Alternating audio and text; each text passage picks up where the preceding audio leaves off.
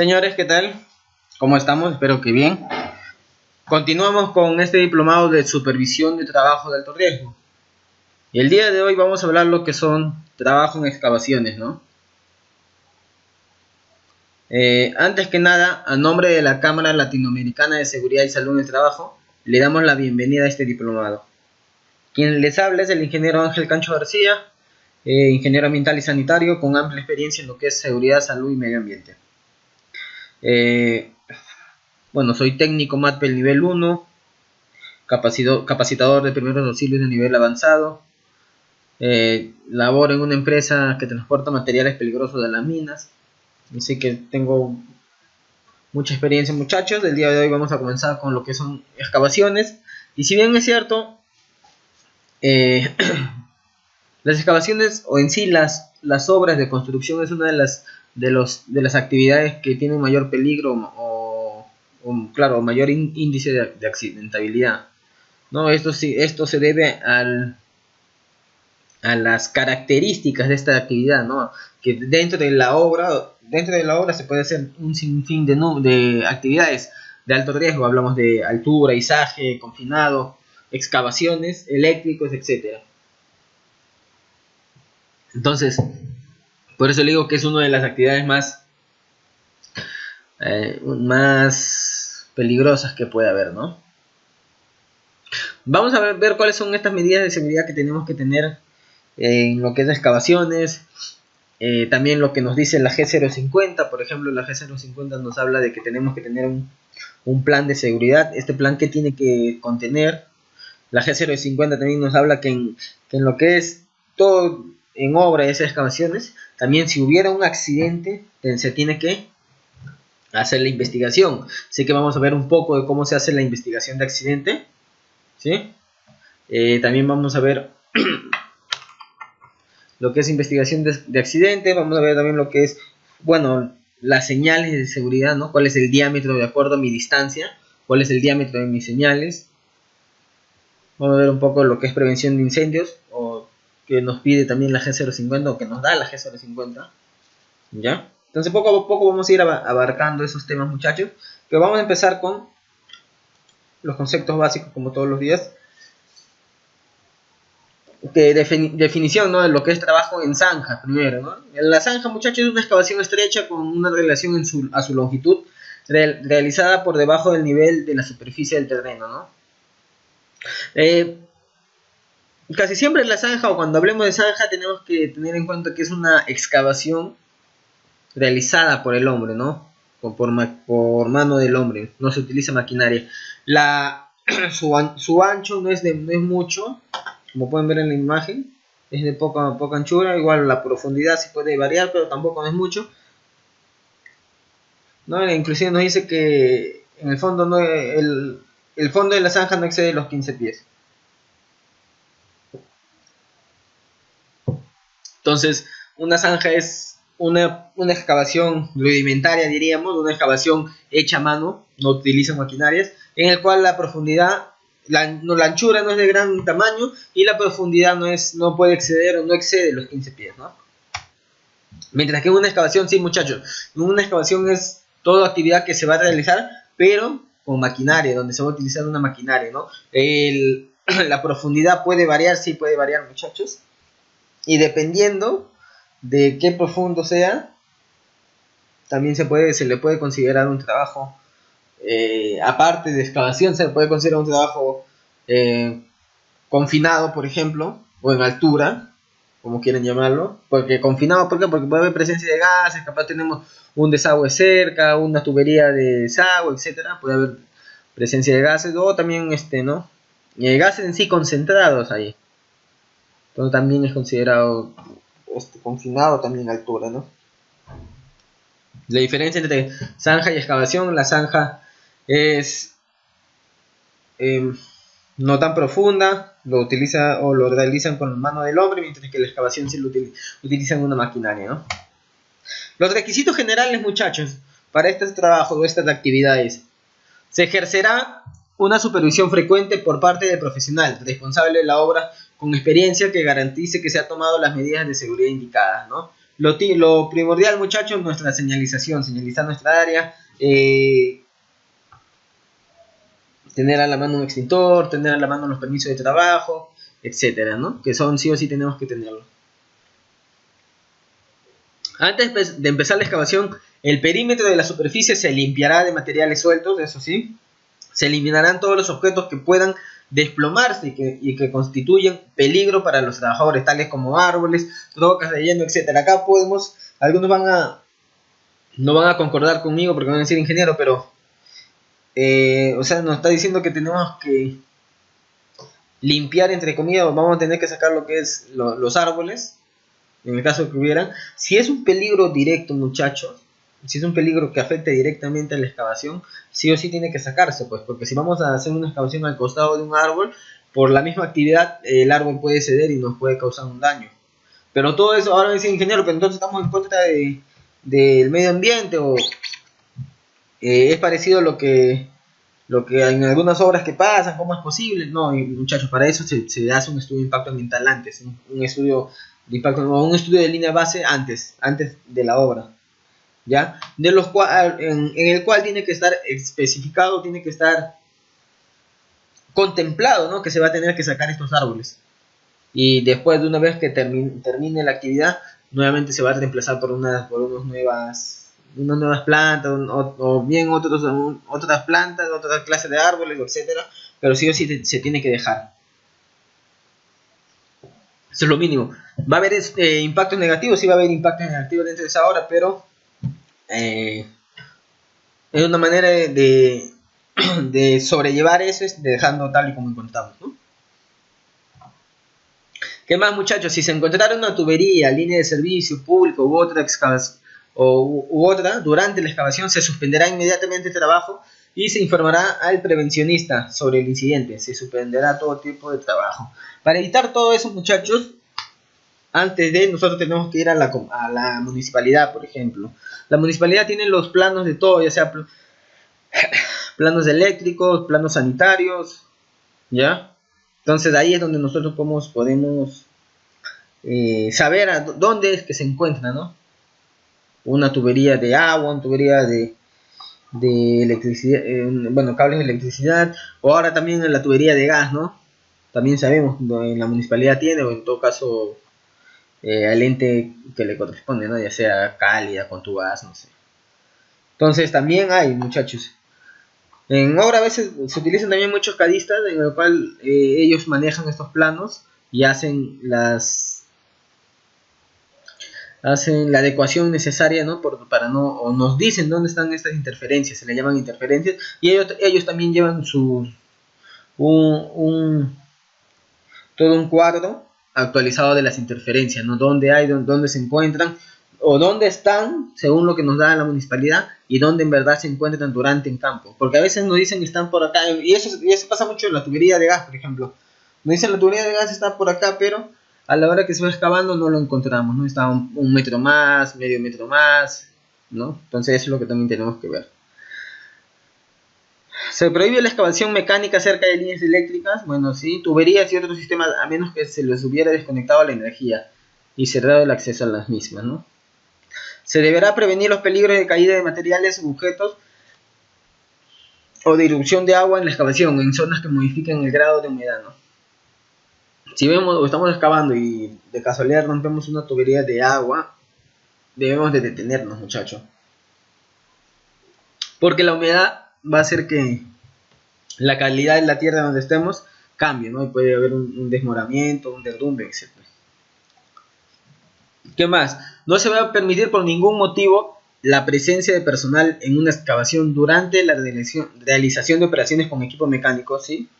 Durante la operación de relleno de la zanja ni bajo la vertical del equipo de tubería. O sea, mientras utilicemos nosotros una maquinaria, muchachos, no debe haber personal dentro de la excavación o dentro de la zanja, ¿no? Como quieran llamarlo. No debe haber. Solo para eso la maquinaria está operando sola, ¿no? ¿Qué es lo que podemos hacer los trabajadores? Estar fuera, indicando a la maquinaria cómo hacerlo, etcétera, ¿no? Pero no debemos estar dentro. En los momentos de nivelación y compactación de terreno, el equipo de colocación del material de relleno trabajará a una distancia no menor de 20 metros de la zona que se está nivelando o compactando. Ya, entonces también acá nos da la distancia, según la G050. Nos dice que no debemos estar a 20 metros, mínimo, no menor de 20 metros. ¿Por qué? Porque esta compactación es cuando hacemos compactación o nivelación, muchachos. La compactación, más que nada, genera vibraciones, ¿no? Entonces, si estamos compactando el costado de una excavación, esas vibraciones puede hacer que la tierra se desmorone y nos caiga o nos pueda enterrar encima, ¿no? Entonces, por eso nos dice por lo menos a 20 metros. Mínimo, se puede mejorar, claro que sí, no puede ser a 25, 30, pero mínimo 20 metros. Menos no. Las tareas para efectuar taludes y apuntalar se harán cumpliendo con el siguiente procedimiento. En excavaciones donde el personal trabaja a 1.20 de profundidad o más, se deberá proporcionar una escalera de mano u otro medio de acceso equivalente. Recordad que esta escalera tiene que sobresalir 1 metro por si acaso, muchachos. Se deberá proporcionar una escalera adicional por cada tramo de 7.60 metros en zanja y excavaciones, ¿no? Ya hablamos de profundidad. Dichas escaleras deberán sobresalir por lo menos 1 metro sobre la superficie del terreno y deberán sujetarse para evitar movimientos. Eso sí, lo había dicho, ¿no? Tienen que sobresalir 1 metro por lo menos. Cuando hubiera personal trabajando en excavaciones circulares o rectangulares definidas como espacio confinado, se le deberá proporcionar un medio seguro de entrada y salida conforme a los procedimientos para espacios confinados, ¿no? Saber, no solamente eso, sino también dotarle de los EPPs necesarios, ¿no? Del respirador, con filtro, con cartucho, dependiendo, ¿no?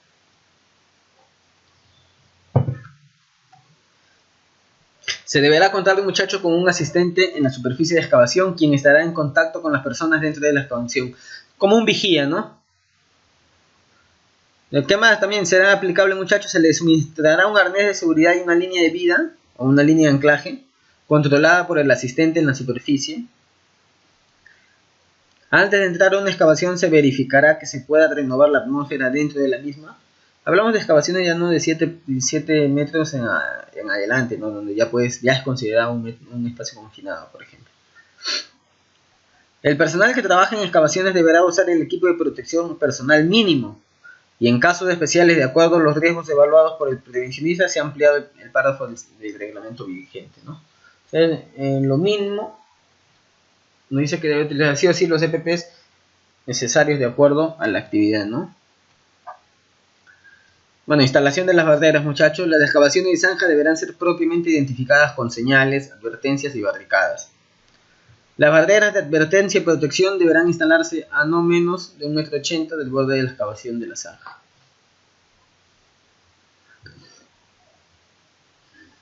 Entonces tenemos que tener de la zanja, ojo, donde tenemos, o de la excavación, tiene que estar separados los cachacos. A estas se le llama cachacos, con la malla de seguridad. A esto se le llama, bueno, cachacos tienen que estar separados 1,80 m, no menos de 1,80 m, 1,80 m más, ¿no? Para que a lo largo de nuestra excavación, o separado 1,80 m de nuestra excavación. ¿Qué más? Bueno, acá en este caso faltaría todavía acá. ¿Qué faltaría, muchachos? También la línea amarilla, ¿no? Perdón, la cinta amarilla, que diga no peligro, trabajo en obras, etcétera. Entonces, eso también falta. En una excavación siempre, o sí en obra, muchachos, siempre tiene que estar cachacos, malla de seguridad y aparte su cinta de seguridad, la cinta amarilla. Si no estuviera la cinta amarilla, puede ser una observación. Claro que es una observación, muchachos, ¿no? No estamos cumpliendo con lo que nos dice la G050. Si la excavación tuviera más de 3 metros de profundidad, muchachos, esa distancia desde el borde se aumentará en 1 metro por cada 2 metros de profundidad adicional. ¿Ya? O sea, de acuerdo a la profundidad, también se va ampliando nuestro campo de protección o nuestro campo para poner los cachacos con nuestra malla de seguridad. El constructor o contratista de la obra, bajo su responsabilidad, propondrá si se considera necesario modificaciones del proceso constructivo, siempre y cuando mantenga el criterio estructural del diseño, ¿no? Estos son los puntos básicos que nos piden en una obra, muchachos. Ya, entonces revisar eso y verificar, ¿no?, que se cumplan, como le dije, ¿no?, la cinta amarilla que falta, que no está colocada acá en este caso, ¿no? De ahí en la G050 nos habla de prevención de incendios, muchachos. Que también es una observación, por ejemplo, si nos llegan a fiscalizar, ¿no? Tenemos que contar con un extintor. El fuego, ¿no?, sabemos que es un fenómeno físico-químico que se caracteriza por el desprendimiento de luz y calor producido por la combustión de un cuerpo. Para que el fuego exista, muchachos, necesitamos tres elementos, los cuales son estos. El triángulo conocido, o estos tres elementos conforman el conocido triángulo de fuego, ¿no? ¿Cuáles son estos elementos, muchachos? El calor, el oxígeno y el combustible, ¿no? Todos estos tres van a formar o van a dar inicio al fuego. Si faltase uno de estos elementos, no se va a generar fuego, muchachos, así nosotros queramos. Bueno, el triángulo de fuego nos indica qué elementos son necesarios para que se inicie la reacción en combustión, o sea, para que empiece el fuego. Actualmente se ha descubierto que para que se mantenga la combustión es necesario un cuarto elemento, que sería la reacción en cadena. ¿Qué es la reacción en cadena? Simplemente, muchachos, que una vez que se genera mi fuego, con mi triángulo, la reacción en cadena va a continuar, ¿no? Va a permitir que el fuego continúe. Hablamos de que si yo tengo en mi casa una mesa de madera, con todo un juego de mesa, con sillas y mesa de madera, se empieza a quemar una de las sillas, entonces la reacción en cadena, si yo no controlo ese fuego, va a continuar con mi otra silla, con mi mesa, con mi ropero, con etcétera, etcétera, ¿no? Entonces esa es la reacción en cadena, muchachos. Entonces tenemos que controlar eso, que la reacción en cadena no se extienda, ¿no? Las clases de fuego son 5, empezando por el fuego de clase A, que son los fuegos más comunes en oficina y también en casa, muchachos, ¿no? Son tales como la madera, papel, basura, etcétera. ¿Cómo lo distinguimos? Por su pictograma, por ejemplo, ¿no? Un rectángulo, bueno, mejor dicho, su pictograma, un fuego, un triángulo con la letra A de color verde, fondo verde, y acá parece que se estuviera quemando, ¿no?, madera, papel, etcétera. Entonces el fuego clase A. ¿Cómo lo apagamos? Bueno, podemos apagarlo con un extintor PQS de polvo químico seco. Se puede apagar o el más indicado es el extintor de agua presurizada. También se puede apagar eliminando el oxígeno por medio de sofocación, por ejemplo. Entonces hay varias maneras de apagar este fuego, ¿no? El fuego de clase B, muchachos, es producido por líquidos inflamables como aceite, grasas, gasolina, etcétera, ¿no? Gases combustibles, gasolina. Los extintores a utilizar son el PQS y el CO2, siendo el CO2, muchachos, el más adecuado, ¿no?, para este tipo de fuego. ¿Cómo lo identificamos? Bueno, igual, si la A era un triángulo, este es un rectángulo, o un rectángulo con el símbolo B dentro, igual acá vemos un galón de gasolina, parece que se está prendiendo, ¿no? Entonces ese es el fuego de clase B. El fuego de clase C, producido por instalaciones o equipos maquinarias energizados, ¿no?, los aparatos electrónicos. Su pictograma igual es un círculo, ya, con la letra C, y vemos acá un enchufe que se está quemando, ¿no?, un enchufe con su toma corriente. ¿Cómo lo utilizamos? El PQS y el CO2. No pueden utilizar agua, muchachos. Ojo, el agua es un conductor de electricidad, ¿ya? El fuego de clase D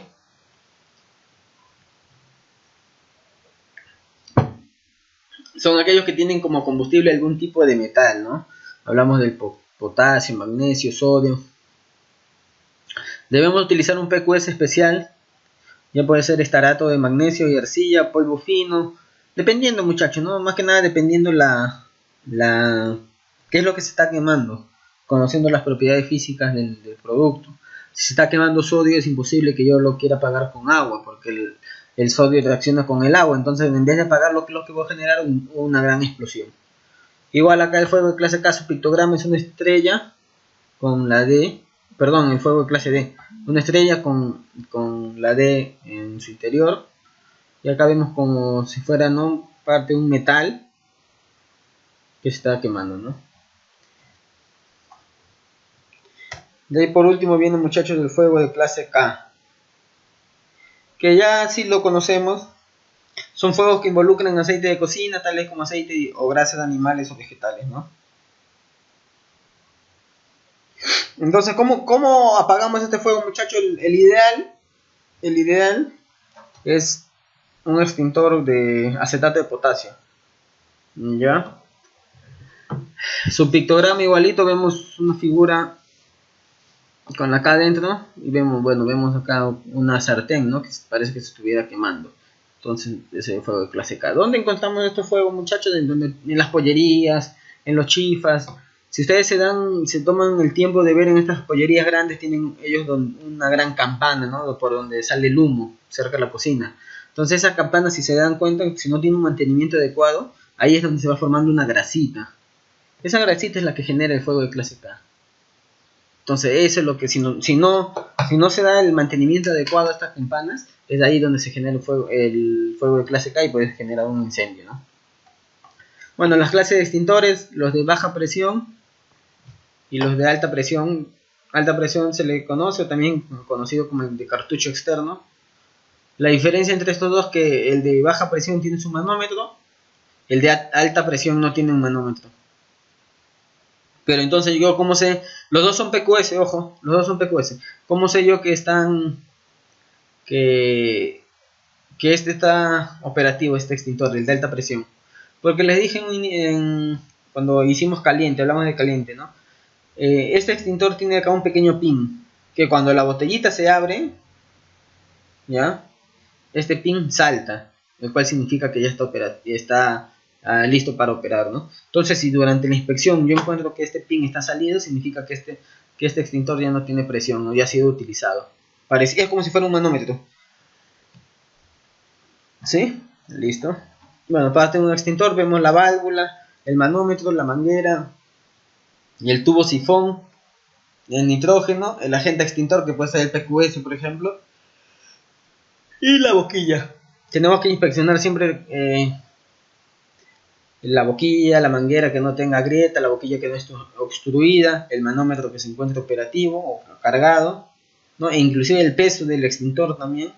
Si es posible, cuando se hacen las inspecciones mensualmente, tratar de darle una sacudida, ¿no? O moverlo un poco, ¿no? Recomendado por los bomberos inclusive. ¿Por qué? Porque a veces el agente extintor tiende a sentarse en el fondo.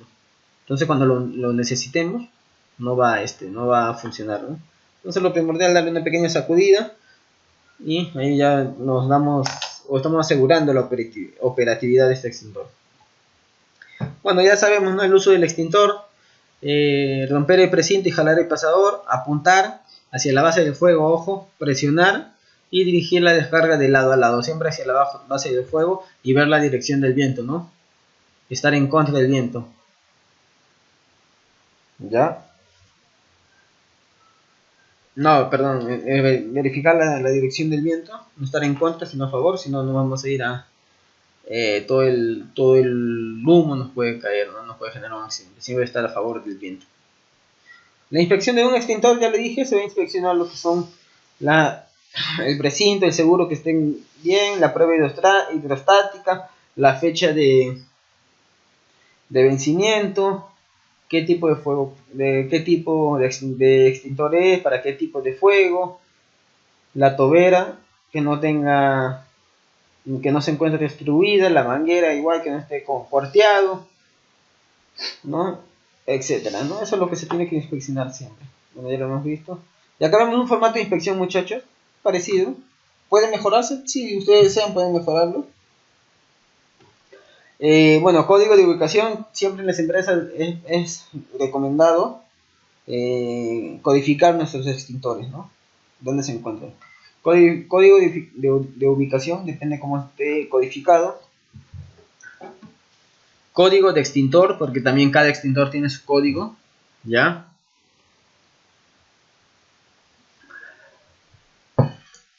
Descripción de la ubicación, dónde lo hemos encontrado.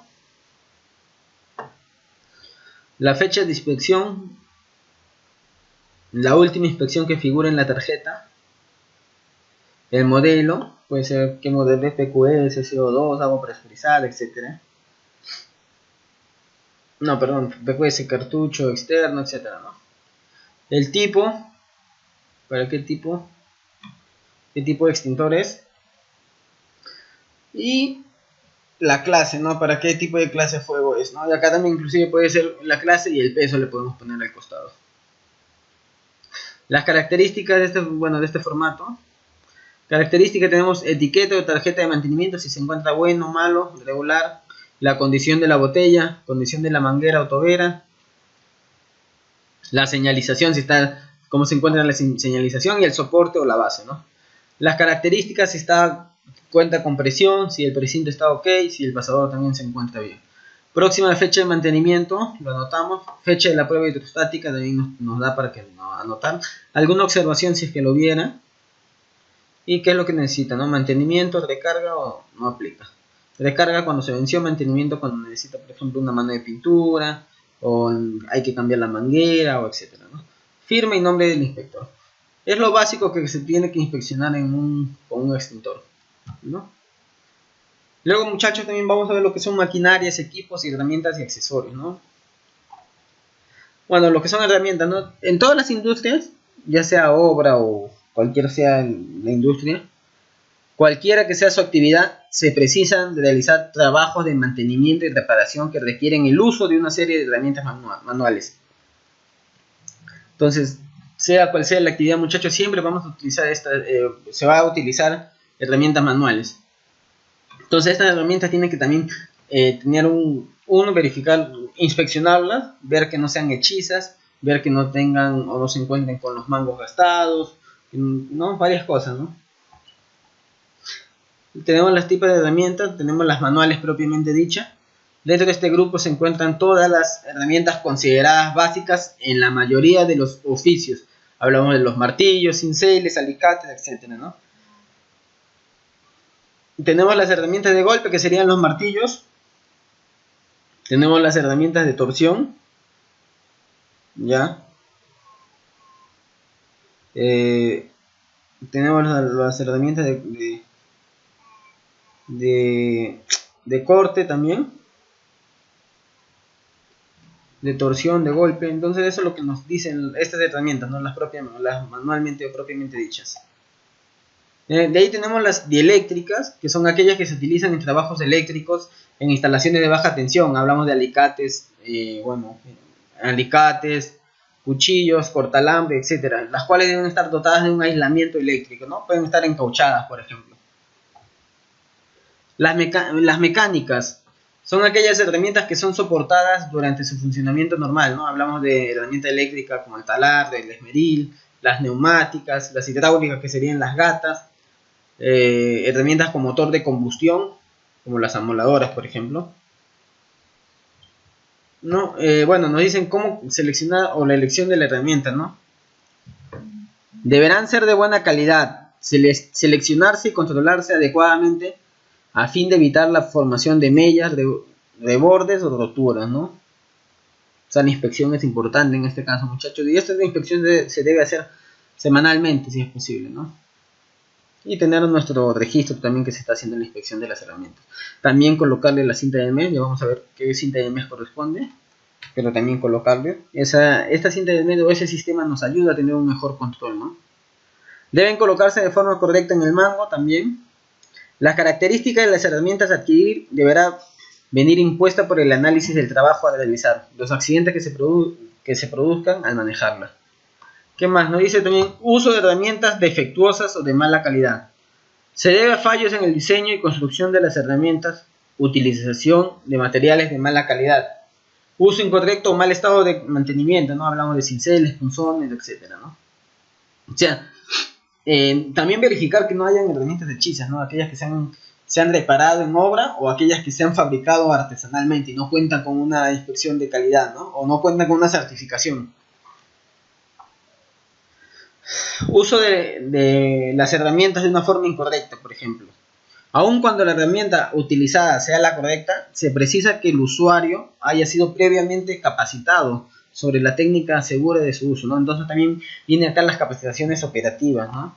Porque por más que yo le dé una buena herramienta, un buen alicate, un buen martillo, si ellos no saben utilizarlo, entonces también pueden sufrir un accidente, ¿no? El abandono de herramientas, ¿no? Las herramientas deberán colocarse en el lugar adecuado. Hablamos de armarios, estantes, de forma que la falta de alguna de ellas pueda ser fácilmente detectada, a la vez que se encuentren protegidas contra su deterioro por golpes o caídas, ¿no? Entonces, no solamente eso, sino también nos va a ayudar a tener un mejor control, ¿no? Un mejor control cuando hagamos las inspecciones, porque yo ya sé dónde está ordenado o dónde se encuentra mi alicate, dónde está mi cincelo, etcétera, ¿no? El abandono de las herramientas en suelo, en zonas de paso o en lugares elevados, puede ser causa de lesión al caer sobre alguna persona. Y eso pasa así porque hay algunos trabajadores que son descuidados, muchachos. Entonces están trabajando por ejemplo, en un andamio, o están trabajando en el segundo piso y dejan herramientas ahí en el segundo piso. Entonces esa herramienta puede caerse y caerle a un trabajador, a un compañero que esté pasando por el lugar de la obra, ¿no? Entonces evitar eso, el abandono incorrecto de las herramientas. El transporte también, ¿no? De forma peligrosa. El personal encargado de su uso deberá proveerse de las adecuadas cajas, bolsas, cinturones, porta herramientas o carros de herramientas donde estas permanezcan adecuadamente ordenadas, ¿no? Tener sus guardas de seguridad también. Conservación y mantenimiento. Se deben realizar las inspecciones periódicas para mantenerlas en buen estado, limpias y afiladas, engrasadas, las articulaciones, etcétera, debiendo ser sustituida o reparadas cuando se advierta algún defecto en ella. Más que nada sustituida, muchachos, ¿no? Si nosotros vemos una herramienta hechiza o que ya no está para ser utilizada, la tenemos que decomisar. ¿Ya? No duden ustedes en decomisarla, porque si ustedes no lo hacen, van a seguir utilizando esta herramienta, lo cual puede que genere un accidente. Dado que la mayor utilización corresponde a las herramientas eléctricas, taladro, lijadoras, etc., solo se destacan los aspectos más significativos de este tipo de herramientas, para pasar a señalar las condiciones inseguras y los actos inseguros más frecuentes en cada una de las herramientas mecánicas citadas, ¿no? En las eléctricas, las condiciones inseguras: puesta a tierra inexistentes o no conectadas, aislamiento defectuoso, chispas eléctricas que nos puede generar, y cables extendidos de forma peligrosa, ¿no? No solamente eso, sino cables expuestos, cables que están aislados, entre comillas, solamente con cinta, que no debería ser tampoco. Entonces todas esas condiciones inseguras pueden jugar en contra de nosotros, ¿no? Mientras que el acto inseguro: abuso de la herramienta, uso de guante o prendas con partes atrapables, cadenas, tener mi camisa manga larga pero no la adecuada, sino mucho más grande, que me puede atrapar con la herramienta.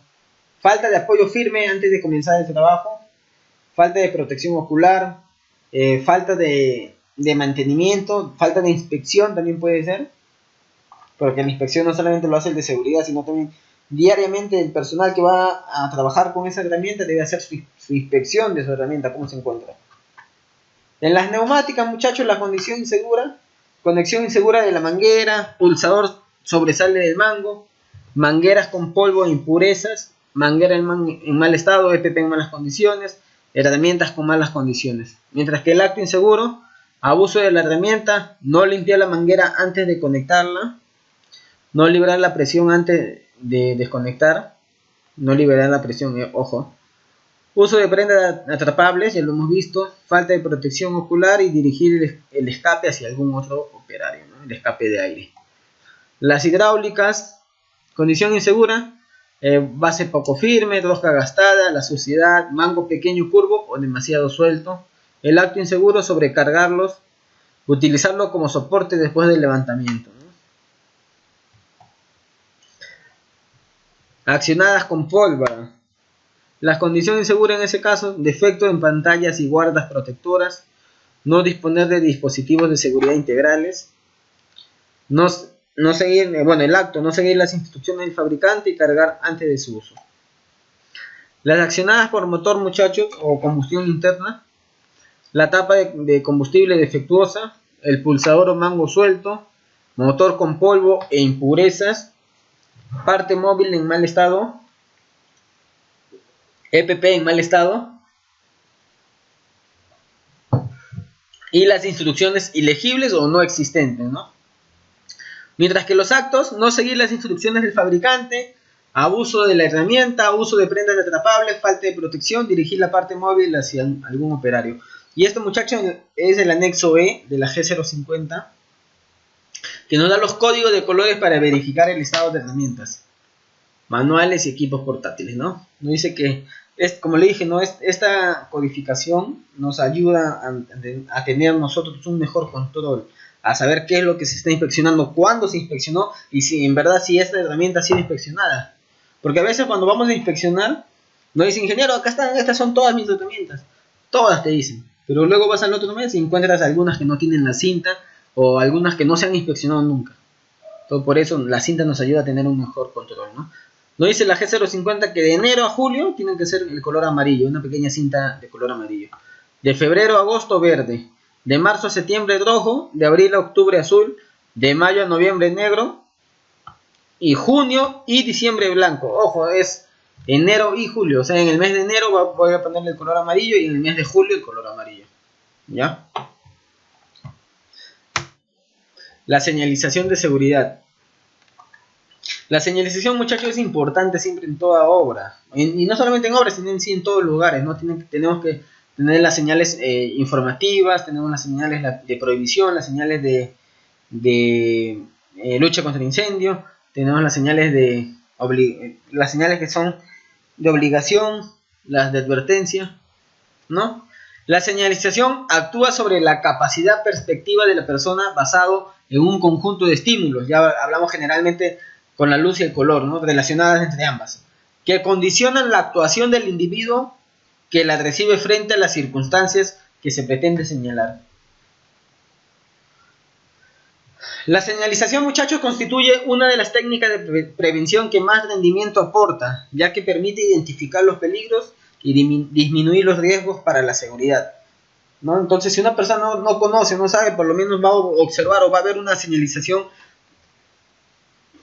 que le diga no entre sin autorización o solo personas autorizadas, entonces esa persona ya va a tener o se va a detener, ¿no? Entonces son una de las maneras, una de las medidas de prevención que nos ayuda bastante, ¿no? La más antigua se puede decir, no siempre se ha señalizado. Bueno, acá vemos un pequeño cuadro, vemos la forma geométrica, significado, prohibición, ¿ya? El color de seguridad va a ser rojo, color de contraste va a ser el blanco, color del pictograma que vaya adentro va a ser negro. Ejemplo, prohibido fumar, prohibido hacer fuego, prohibido el paseo de peatones, etc., ¿no? Prohibido estar con tu celular, cámara, etc. Forma geométrica, bueno, vemos un círculo, significado va a ser cuando hablemos de color azul, significado, obligación, color, bueno, ya lo dije, azul, color de contraste, blanco, color del pictograma, blanco también, ¿no? Ahí vemos luz y protección ocular. Son aquellas que nos dan una obligación, que sí o sí tenemos que hacer caso. Por ejemplo, vamos a ingresar a un laboratorio, nos piden que sí o sí utilicemos un mandil y lentes, guantes de seguridad, etc. Entonces nos dan la obligación. No podemos ingresar si no cumplimos esta medida o esta señalización. De ahí vienen las advertencias, muchachos. Color amarillo, color de contraste negro, color de pictograma negro también, ¿no? Riesgo eléctrico, peligro de muerte, peligro ácido corrosivo, etc. Y por último, las condiciones de seguridad. El verde, ruta de escape, equipo de seguridad, son informativas, ¿no? Aquellas informativas. Color verde, color de contraste blanco, color del pictograma blanco, ¿no? Dirección que debe seguirse, punto de reunión, teléfono de emergencia, zona segura, o etc. Estas son las señales que se van a ver o se deben utilizar en obra. También hay señales múltiples, muchachos, que es una combinación de señales conteniendo dos o más señales de seguridad e información adicional asociadas sobre el mismo portador rectangular, ¿no? Sobre la misma señal. Como en este caso vemos en una sola señal una combinación de las mismas, ¿no? Nos dan una advertencia, peligro inflamable, uso obligatorio de traje de seguridad y prohibido hacer fuego. ¿Es válido? Claro que es válido, muchachos, ¿no? Claro que acá las dimensiones son un poco más extensas, cambian, ya vamos a ver las dimensiones, pero sí es válido las señales múltiples. Vemos también o encontramos franjas de seguridad en negro y amarillo para indicar zonas de peligro cuando nosotros señalizamos un área, etcétera, ¿no? De nuevo, la franja de seguridad en rojo y blanco para indicar prohibición o zona de equipo de lucha contra incendio. También se utiliza para colocar el extintor, la manguera de lucha contra incendio, etcétera. Franja de seguridad en azul y blanco, ¿no? Para indicar una instrucción obligatoria. Ya hemos visto que el azul nos dice obligación. Y la franja de seguridad en verde y blanco para indicar una condición de emergencia, ¿no? Acá podemos utilizar también inclusive la camilla de emergencia. Bueno, la relación en sí entre el área mínima de seguridad y la distancia máxima la vamos a ver más claro en este esquema, muchachos. De 0 a 10 metros, desde donde empieza la obra, ojo, o donde sea el punto principal, de 0 a 10 metros, el circular, el diámetro en centímetros de la señal tiene que ser 20 centímetros, si fuera circular. Si fuera triangular, como por ejemplo en el caso de las de advertencia, tiene que ser también 20 centímetros el lado. Y si fuera un cuadrangular, el lado tiene que ser también 20 centímetros. De 0 a 10 metros. Si fuera rectangular, el lado menor en centímetros puede ser de 20-40, puede ser de 1 a 3, 20-60, o de 2 a 3, 20x30, ¿no? De 10 a 15 metros igualito nos dan, bueno, las medidas, muchachos. O sea, dependiendo la distancia en metros, el tamaño de mi señal va a aumentar, ¿no?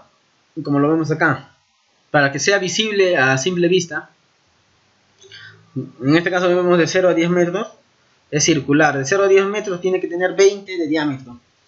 De 0 a 10, 20, su diámetro va a ser 20 en este caso, por ejemplo.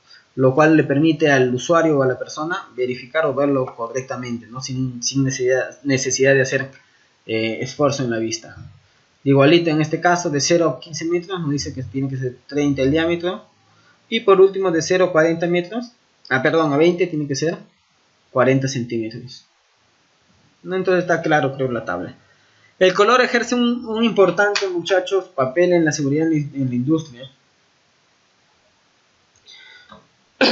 Tenemos que verificar también el color, ¿no? El color nos da o juega un papel importante en la industria, ya sea, por ejemplo, en lo que es las tuberías, ojo, identificación de máquinas, herramientas y color de pulsadores también, identificación de conductores eléctricos, de identificación de gases industriales, etcétera, ¿no? En este caso, por ejemplo, las tuberías. Esto va de acuerdo a la norma técnica peruana 399, que nos dice, por ejemplo, la tubería es contra incendio, la tubería de color rojo, perdón, contra incendio, verde, que va a transportar agua, la gris, que va a transportar vapor de agua, color aluminio, que sería, va a transportar lo que es petróleo, derivados, etcétera, ¿no? El marrón, que sería aceites vegetales y animales, el amarillo ocre, que nos dice que está transportando gases tanto en estado gaseoso como licuados, o sea, puede ser un gas. El violeta, ácido y alcaliz. El azul claro, que está transportando aire. Y el blanco, sustancias alimenticias, ¿no? Entonces, de acuerdo a la norma técnica peruana, nos dice que esos son los colores de las señales. Igual, el color ejerce un importante papel en la seguridad. Hablamos de identificación de extintores y equipos contra incendio. Mejorar la percepción y visibilidad en talleres, o sea, nos ayuda a mejorar o estar más atentos. Conseguir un favorable efecto psicológico mediante el empleo de colores adecuados, ¿no? O sea, vamos a reconocerlo a simple vista. El plan de seguridad, muchachos, también toda obra tiene que tener un plan de seguridad. Entonces, ¿qué nos dice este plan, muchachos? ¿O qué tiene que tener contemplado? Veamos. Toda obra de construcción debe contar con un plan de seguridad y salud en el trabajo, que contengan los mecanismos, que tengan los mecanismos técnicos y administrativos necesarios para garantizar la integridad física y la salud de los trabajadores, ¿no? Este plan de seguridad va a contar con lo siguiente. Tiene que contar un objetivo del plan. Hablamos del objetivo específico y el objetivo general, en sí, por qué se está elaborando este plan. La descripción del sistema de gestión de seguridad y salud ocupacional de la empresa. Cómo va a ser tu sistema de gestión, tus inspecciones, tu formación de comité, tus formatos que vas a utilizar, tu permiso de trabajo, etc. Responsabilidad en la implementación, cuál es la responsabilidad del supervisor de la obra, del residente, del prevencionista, de los trabajadores, también tiene que estar contemplado acá. Los elementos del plan, ¿ya? Cuando hablamos de los elementos del plan, ahí vamos a tener, por ejemplo, identificación de requisitos legales, el análisis de riesgo, identificación, evaluación, o sea, el I per se, los planos para la instalación, no solamente también tu mapa de riesgo también puede ser. Procedimiento de trabajo, hablamos de toda actividad tiene que tener su procedimiento. Capacitación y sensibilización del personal del área. Gestión de no conformidades, objetivos y metas de mejora en seguridad. Y los mecanismos y por último, plan de respuesta ante emergencia, que sí o sí tiene que tener, ¿no? Y al final, los mecanismos de supervisión y control que ahí tiene, que también tenemos lo que es los permisos, como las inspecciones, etcétera. A ver, antes de continuar acá, muchachos, les quiero enseñar más o menos. Todo este plan lo podemos tener en un archivo, ¿cierto? Este archivo va a estar contemplado, nos va a decir, en un archivo Word, ¿no? ¿Cuál es el objetivo del plan? Pero este plan también tiene que tener un programa. Y un programa puede ser, bueno, he puesto un modelo básico, no es el adecuado, o no es, como es un modelo que pueden seguir o lo pueden cambiar. El objetivo, prevenir la ocurrencia de lesiones y enfermedades ocupacionales. Este es un programa, ya no es un plan. El plan es lo tenemos en Word, por ejemplo, y este programa. Todo lo que dice el plan lo tenemos enfocado acá, en un solo Excel, en una hoja de Excel. El objetivo, como le dije, prevenir la ocurrencia de lesiones y enfermedades ocupacionales. De ahí tenemos, bueno, la meta, controlar la incidencia de accidentes graves e inhabilitaciones, así como los riesgos que pueden originar enfermedades ocupacionales. Esa es nuestra meta. Las actividades, tenemos lo que son inspecciones planeadas, inspecciones de seguridad, salud ocupacional y medio ambiente, ¿no? Vemos la frecuencia, quién es el responsable, algún comentario si hubiera, y bueno, en qué mes se va a utilizar, se va a realizar, ¿no? Enero, febrero, marzo hasta diciembre. P que significa planeado y la E que significa ejecutado. Y el porcentaje, ¿no? Todo ya está formulado porque nos da un porcentaje. Dentro de las inspecciones planeadas tenemos inspección de botiquín, inspección de extintores, inspección de vehículos livianos, inspección de equipos y herramientas eléctricas y manuales, inspección de los EPPs, inspección de orden y limpieza, señalización de la obra, inspección del sistema de protección contra caídas, arnés, línea de vida, andamio si se utilizara también.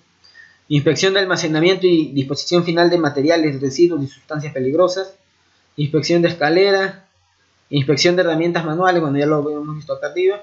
Y la inspección de trabajos, equipos y materiales críticos, ¿no? Hablamos de confinado, excavación profunda, etcétera. Y vemos la frecuencia, por ejemplo, uno que tiene que ser diario, la inspección de vehículos livianos y pesados, ¿no? Con su checklist, por ejemplo. Otro que tiene que ser diario, inspección de equipos y herramientas manuales, por más que el prevencionista, aparte que lo hace el prevencionista, también tiene que ser el encargado, ¿no? Y vemos acá justo el responsable, ¿no? Encargado. ¿Ya? Acá vemos lo que es inspección de equipo de personal, HC, puede ser mensual. Y algún comentario, si lo hubiera, ¿no? Por ejemplo, en este caso, inspección de trabajo de equipos de materiales críticos, espacio confinado, excavación, etcétera. Va a ser mensual por HC siempre y cuando, un comentario cuando se realice, ¿no? Si no, no se va a utilizar.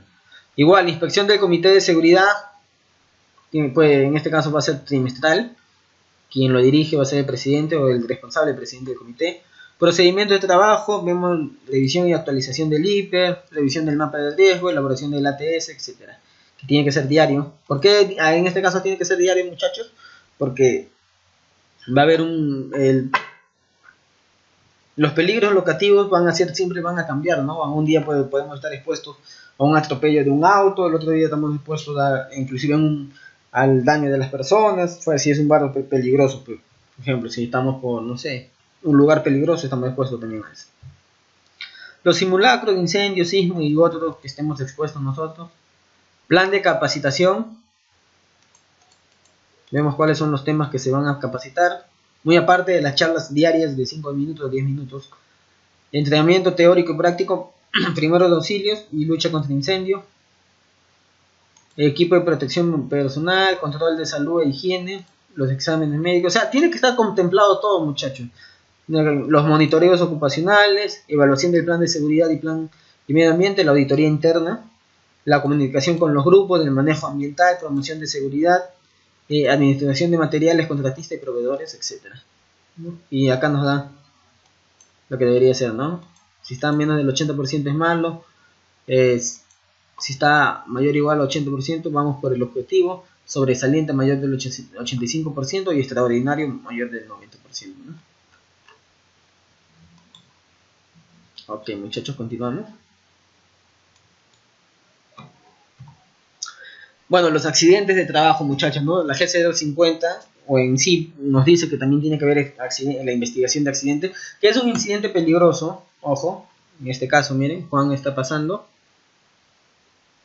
y terminó de pasar y le cayó un bloque, una caja de madera, ¿no? ¿Lo vemos de nuevo? Lo vemos de nuevo. Juan está pasando, ¿ya? Y justo termina de pasar y le cae un bloque de madera, una caja de madera, ¿no? Un objeto pesado. Ese es un incidente peligroso. Te pudo haber ocasionado daño, pero no lo hizo. Un incidente peligroso es aquel acto fortuito que pudo haberte generado daño, pero no lo hizo, ¿no? Pudo generar daño o también al trabajador, o también puede haber generado daño a la población. Un accidente de trabajo sería este que Juan esté pasando y le caiga la caja encima, ¿no? El cual va a haber un herido, el personal pidiendo ayuda y vemos que ya vienen los encargados, ¿no? Viene la brigada, por ejemplo, que también tiene que estar instalada en la obra.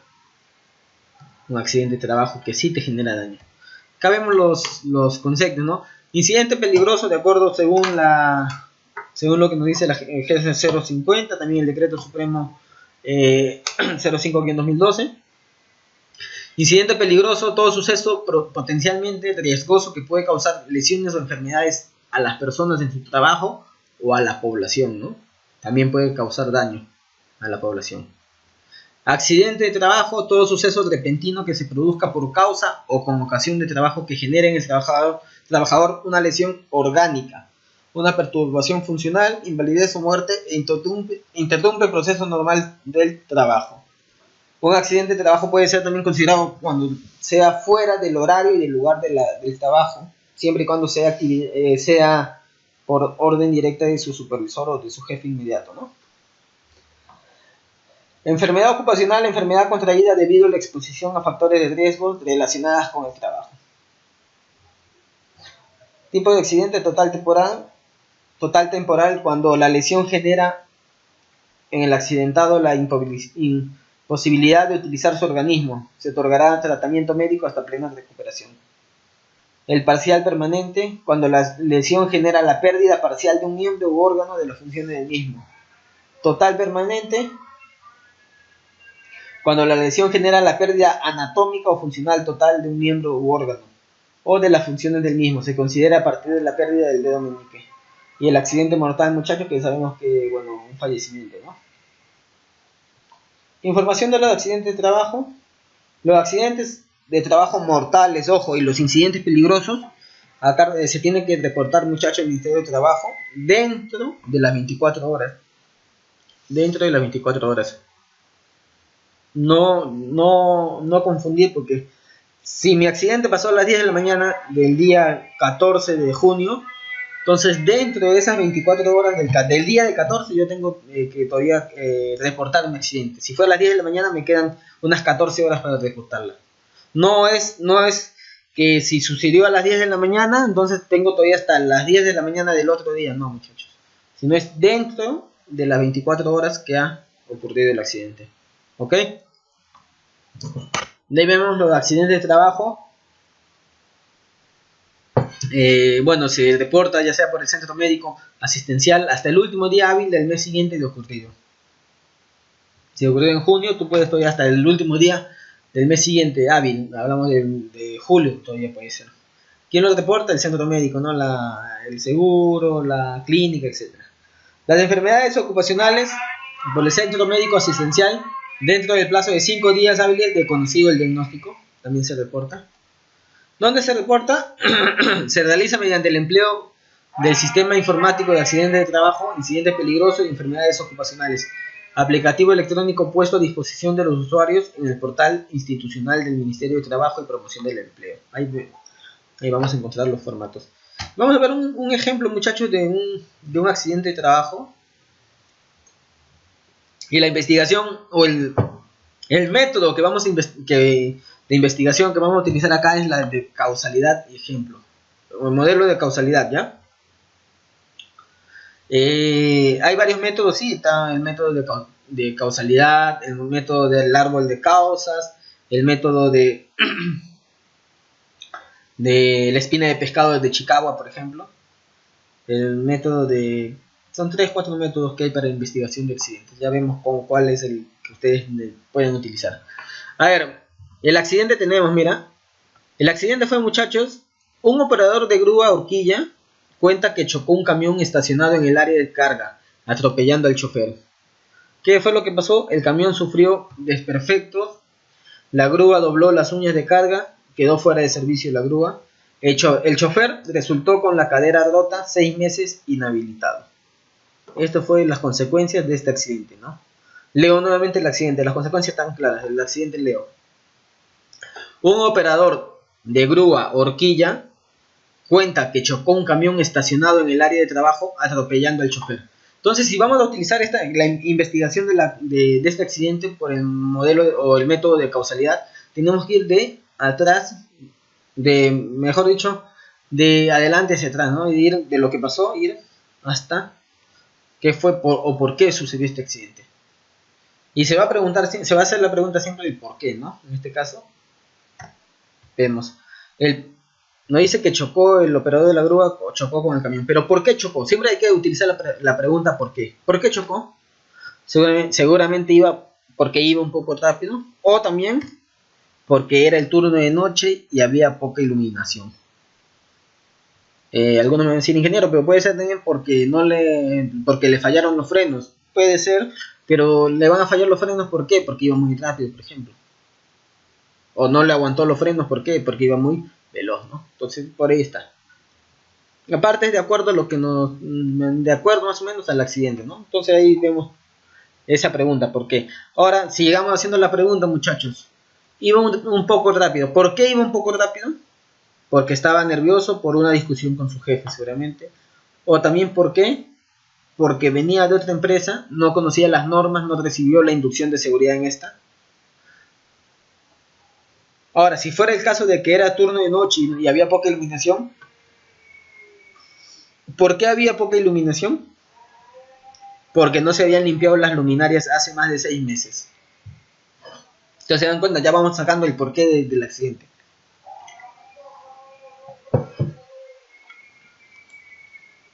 ¿Por qué estaba nervioso? ¿Por qué estaba nervioso? A ver, vamos por partes. Dice que estaba nervioso por una discusión de su jefe. ¿Pero por qué? Porque los jefes no conversan habitualmente con los trabajadores. No hay ese compromiso en algunas empresas, y es verdad. O también dice que venía de otra empresa y no conocía las normas, no recibía inducción. ¿Pero por qué no recibía inducción? Porque la inducción se realiza una vez por semana, no se realiza cuando se necesita, ¿no? Entonces ahí también está mal. Ahora, si nos dicen que no se habían limpiado las luminarias hace 6 meses, ¿por qué no se limpiaron? Porque el programa de mantenimiento no contempla unas luminarias o porque en las inspecciones no se revisa la iluminación. ¿Se dan cuenta? Que el modelo de causalidad nos dice que el porqué de este accidente, ¿no? Y al final, señalar las causas inmediatas y básicas de este accidente, ¿no? Las causas inmediatas, recordar que son aquellas causas que vemos a simple vista. Por ejemplo, acto y condición subestándar va a ser una causa inmediata. Y las causas básicas son aquellas causas que la vemos después de una investigación, ¿no? Que puede ser factores de trabajo, factores de personal, ¿no? Factores personales. ¿Ya? Un ejemplo más fácil para identificar las causas inmediatas. Ya tenemos una tubería que tiene agua en su interior, ¿no? Una tubería de agua. Entonces el accidente fue que el agua empezó a salirse de la tubería. Causas inmediatas a simple vista puede ser actos o condiciones. Un acto que un trabajador vino y lo estuvo trabajando y no se dio cuenta y lo quebró la tubería. O una causa que el sol estaba, el sol por desgaste lo ha quebrado, debilitó la tubería, ¿no? Ahora, una causa básica, después de la investigación en esa tubería, por ejemplo, una causa básica puede ser un factor de trabajo que la tubería estaba expuesta, ¿no?, al calor y no tenía una sombra que lo permita o que le permita un buen mantenimiento, o que hace más de 6 meses no hace un mantenimiento, ¿no? Esa es una causa básica. Entonces a eso vamos nosotros. En este accidente ha sido interesante el modelo de causalidad, de cómo se hace la investigación, ¿no? ¿Cuáles serían las causas inmediatas y básicas en este accidente? Las causas inmediatas, que el trabajador iba rápido, ¿ya? Por ejemplo. Y las causas básicas, que estaba nervioso, por ejemplo, era un factor de trabajo, ¿no? Una causa básica venía de otra empresa, no conocen e inmediata, que no conocen la inducción, etc. Un acto subestándar. Igual vemos acá, muchachos, todo accidente va a tener este factor. Daño o pérdida, que sería que el chofer quedó con la cadera con 6 meses inhabilitado. Bueno, el accidente o incidente, que sería el evento no deseado, que sería que el operador chocó con el camión. Las causas inmediatas tenemos las acciones o prácticas y las condiciones subestándar. Por ejemplo, que era turno de noche y había poca iluminación. Y acá Y acá también era el que iba rápido. Las causas básicas: estaba nervioso porque había discutido con su jefe, que es un factor de trabajo, un factor personal, perdón. Venía de otra empresa, no conocía la inducción, es un factor de trabajo. No se habían limpiado las luminarias, también un factor de trabajo, ¿no? Y el requisito del sistema, que sí o sí tiene que ver, sistemas estándares, cumplimientos inadecuados, ¿no? Los jefes tienen que, no conversan, o no hay el compromiso de los jefes con sus trabajadores. La inducción se realiza una vez por semana, que es la inadecuada, debería ser cada vez que ingrese personal nuevo, etcétera. Entonces este es el modelo de causalidad, muchachos. Y siempre preguntar por qué, ¿no? Desde la pérdida. ¿Por qué hubo esta pérdida? Porque hubo un accidente. ¿Y por qué hubo un accidente? Porque hubo causas inmediatas, actos o condiciones subestándares. ¿Y por qué hay causas inmediatas? Porque hubo causas básicas, factores de personales o factores de trabajo. ¿Y por qué hay esos factores o estas causas básicas? Porque hay programas inadecuados, estándares inadecuados, etcétera, ¿no? Entonces este es el modelo de causalidad de accidente y pérdidas de Frank Beer. Igual, muchachos, hay otro modelo, ¿no?, del árbol de causa, que es, ya no se hace la pregunta por qué, sino es necesario, es suficiente. Son dos preguntas que hacemos en el árbol de causa. Ya vamos a ver, si hay la posibilidad de hacer un diplomado o un curso especializado de investigación de accidentes, bienvenido sea, ¿no? Ahí vamos a hablar de todos los métodos que hay, porque son varios, 4 o 5 métodos de investigación de accidentes. Continuemos, muchachos. Bueno, clasificación de suelos, ¿no? El sistema de clasificación de suelos para este propósito es el método que clasifica los suelos y roca, siendo esta roca estable, que sería el material sólido que puede ser excavado con lados verticales y permanecer intacto cuando esté expuesto. El tipo de suelo A, que sería el terreno duro, muy estable, puede ser una mezcla de grava, arena y arcilla fuertemente consolidada. El tipo B, que sería el semiduro, estabilidad media, puede ser una mezcla de grava, arena y arcilla moderadamente consolidada. El tipo C, que sería el blando, inestable, material de tipo arenoso, arcilloso, limoso o mezcla de estos materiales, ¿no? También puede ser de tipo orgánico o suelo sumergido, que sería el saturado. Bueno, el talud, ¿no? Pendiente natural o artificial de reposo de la excavación, que proviene de la caída de material suelto dentro de una zanja o excavación, ¿no? Lo que se genera cuando hay la caída de material dentro de la excavación. Los permisos de trabajo, muchachos, bueno, vamos a hablar acá del ATS, les había dicho, vemos los modelos solamente. Ya les había dicho que el ATS es obligatorio cuando no hay un procedimiento o cuando los factores o los peligros locativos cambian. En este caso, en obra siempre va a cambiar las excavaciones. Un día voy a estar haciendo excavación en la vía pública, otro día voy a estar haciendo excavación en otro lugar. Entonces, eso es lo que le digo, cambia, ¿no? El primer paso, lo básico: quién elaboró, revisó, aprobó el comité, la fecha de ambos.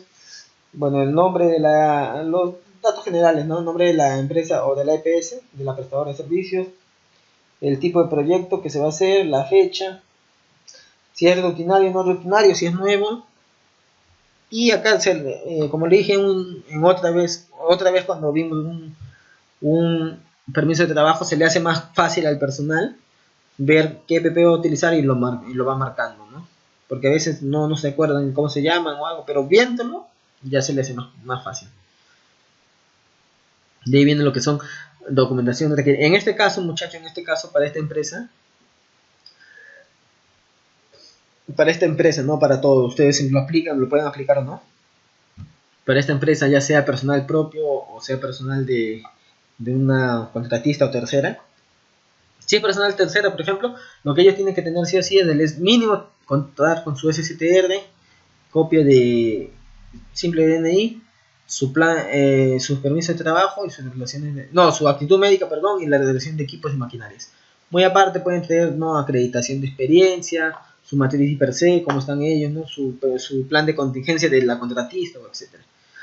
Muy bueno, acá vemos a qué están expuestos, ¿no? Etapas del trabajo, por ejemplo, la primera etapa sería inspeccionar mi área de trabajo, los riesgos que están expuestos, en este caso, acá la metodología que utilizan es marcar. Marco, estoy expuesto a aplastamiento, marco acá y pongo el ítem, que sería el 1. ¿A qué más estoy expuesto durante mi inspección de área de trabajo? Y así vamos poniendo, ¿no? Por ejemplo, puede ser caída a un mismo nivel, puede ser caída al mismo nivel, etcétera. Acá vemos la valorización, la probabilidad por la severidad igual al riesgo. Eso se utiliza en la tablita también. Y las medidas de control, ¿no? Igual los participantes, la firma, tenemos hasta 12 firmas. Las observaciones si las hubiera. Y nombre de la empresa y el personal supervisor o jefe directo, ¿no? El jefe zona. El permiso de trabajo, bueno, tenemos para excavaciones. Este es de una mina, muchachos. Es un poco más exigente. Fecha, empresa ejecutadora, si es propia o contratista. Hora de inicio, hora final. Las instrucciones, miren, nos dice, antes de completar este formato, lea el procedimiento de excavación y zanja. Las excavaciones con profundidad mayor a 1,5 metros deben ser diseñadas y firmadas por un ingeniero de minas o civil colegiado y habilitado, ¿no? En caso, como le digo, es un permiso de mina, un poco más exigente. Para excavaciones de menor profundidad solo requerirán un croquis o plano firmado por el supervisor responsable del trabajo. En ambos casos el documento debe ir anexado al permiso de excavaciones y zanja, o sea, Mantener el permiso en el área de trabajo al término del turno entregar al área de seguridad y salud ocupacional. Este permiso es válido solo para el turno, o sea, para un turno. En caso de responder NA o no aplica, alguno de los requerimientos deberá sustentarse en la parte de observaciones. Si alguno de los requerimientos no fuera cumplido, este permiso no procede. Entonces se dan cuenta, como es de mina, un poco más exigente, ¿no? Siguen todavía. Las casillas de formato sin información registrada deben ser cerradas, ¿no? Las casillas que no tengan información. En el punto número 7 del formato, cuando se menciona el responsable del área, se refiere al supervisor, jefe, superintendente o gerente del área. En el punto número 7 del formato, cuando se menciona el supervisor de seguridad de la empresa ejecutora, aplica cuando los trabajos son realizados por empresas contratistas y tienen un supervisor de seguridad contratado. Ahí sí. Este permiso de trabajo procede cuando el punto número 7 contiene todas las firmas que corresponden. Debemos las características de la excavación en metros, nos dice el largo, el ancho y la profundidad. Clasificación de terreno, ya hemos visto la clasificación de terreno, si es tipo A, tipo B, tipo C o si es roca estable. Razón de la excavación, por qué estamos haciendo esta excavación. Y la lista de verificación, ¿no?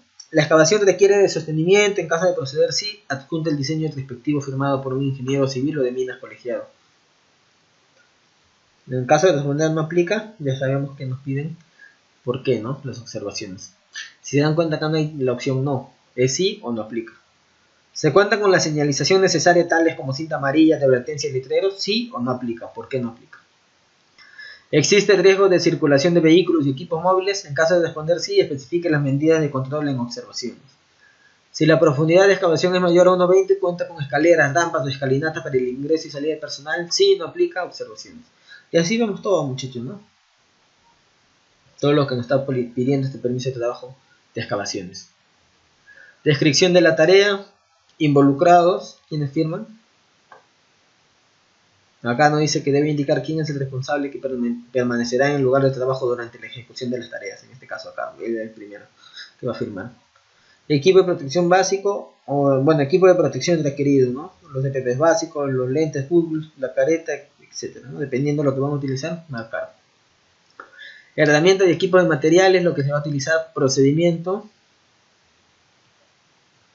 En este caso acá, como ya hay un procedimiento establecido, solamente nos piden que registremos el código y el nombre del procedimiento. Ojo, ¿se dan cuenta? Acá ya no es necesario especificar porque ya hay un procedimiento establecido. Bueno, y la autorización, ¿no? Supervisor de la empresa ejecutora, la firma, supervisor de seguridad de la empresa ejecutora, responsable del área, etcétera, ¿no? Esto más o menos es un permiso de trabajo, muchachos, lo que nos piden, nos solicita el permiso. Controles para evitar derrumbes, muchachos, inclinación del talud. Inclinar el talud o pared de la excavación un ángulo con respecto a la horizontal que no exceda el ángulo de reposo del suelo que lo conforma, ¿no? En este caso, ¿no? Vamos a hacer una excavación en talud, lo que nos va a mejorar o nos va a dar la mayor seguridad de que no ocurra un derrumbe, por ejemplo, ¿no? En este caso, en talud. Entibamiento. En terrenos cuyo ángulo de deslizamiento no permita la estabilización de la zanja, se realizará un entibamiento continuo cuyo diseño estará avalado por un ingeniero responsable, en este caso, han entibado. Colocación de una estructura provisional de madera o metal entibado dentro de una excavación para soportar por apuntalamiento los taludes de la misma, a fin de prevenir un derrumbe, ¿no? También permitir control de desprendimiento de material. Cuando se requiera instalar sistemas de protección contra derrumbe en excavaciones de alto riesgo, ya sea por profundidad, tipo de suelo, etc., se debe hacerlo desde la superficie, evitando el ingreso de personal hasta que la protección esté implementada, como en este caso. Y el desmontaje de entibados debe efectuarse de abajo hacia arriba, rellenando la excavación conforme se vaya retirando el apuntalamiento. Nunca retire los puntales de los estibados, por ejemplo. Como en este caso está retirando, no hay que hacer eso. Controles para evitar desprendimientos. Desquinchado o desatado, colocación de mallas, lo que le hemos dicho. Aplicación de pañetado de cemento. Aplicación de chocreto, bueno, más que nada son protectores estos. Combinación de los métodos anteriores. En este caso, por ejemplo, no hacer esto, no excavar de esta manera, sí excavar de esta manera. Porque, ¿por qué no esto? Porque estoy excavando acá, o puede ocurrir un peligro de derrumbe, que toda esta parte de acá se caiga y me entierro. Las distancias mínimas, distancia de seguridad para la colocación del material que se extrae en la excavación, sería la D. Sería 60 a menos o a medio metro. Que lo recomendado también es hasta 1 metro. Pero era medio metro. Distancia de seguridad para ubicación de personas, que sería 1.5 de altura. O sea, ¿cuánto mide la altura? Lo dividimos entre 1.5. Y esa es la distancia. La distancia mínima también, dependiendo de la altura, puede ser la altura entre 2, ¿no? Cuando no sea posible mantener las distancias de seguridad, se deberá intibar las paredes de la excavación, aun cuando no ingrese personal dentro de la misma, ¿no? Y de esta manera, esto es lo que debemos tener en cuenta siempre, ¿no? Peligro de excavación. Esta es nuestra zanja, nuestra excavación. Vemos que tenemos nuestra escalera que sobresale 1 metro. Tenemos nuestro permiso de trabajo. Tenemos la pasarela o puente para zanja de trabajadores, para el paso de los trabajadores. La pasarela o el puente. La señalización, peligro de excavación. Igual acá también está señalizado. Acá tenemos, dependiendo de la altura, puede ser hasta medio metro, 1 metro, lo que la tierra que se ha retirado, material de corte apilado a más de 1 metro del borde de la zanja, señalización del área, circulación de equipo pesado a más de 4 metros, sacar el personal de la zanja mientras pasa el equipo. Ojo, este sería lo ideal, muchachos. Y bueno, gracias, espero que, muchachos, esta pequeña capacitación le haya sido de provecho para todos ustedes. Ya nos estamos viendo con lo que es manejo, o herramienta de poder, ¿ya? Entonces, igual, cualquier duda, consulta, me pueden hacer llegar sus dudas, o si necesitan, por ejemplo, que le envíe algún formato, o que le envíe el programa de seguridad, etcétera, me lo pueden pedir. Entonces conmigo será hasta una próxima ocasión. Muchas gracias. Nos vemos.